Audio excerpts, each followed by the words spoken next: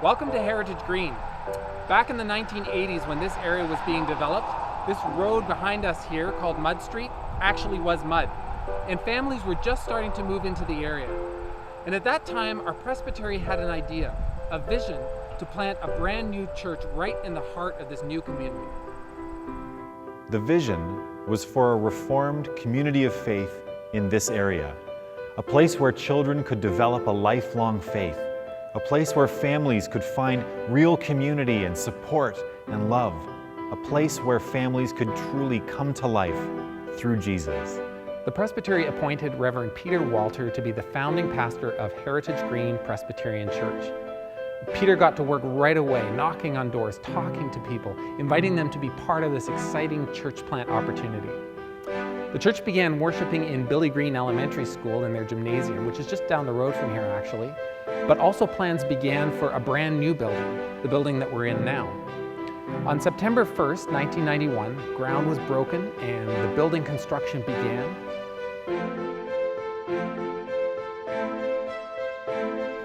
And then sadly, in 1992, just before the building was going to be opened, Reverend Walter passed away.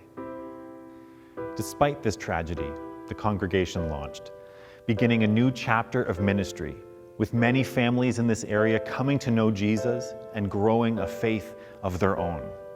25 years of ministry brought with it much to celebrate and a surprising number of heartaches as well. By 2013, the congregation was down to several dozen members who had been finding most of their energy spent fighting to stay alive, instead of being able to engage in the ministry for which this church was placed here. But God hadn't lost sight of His vision for the community.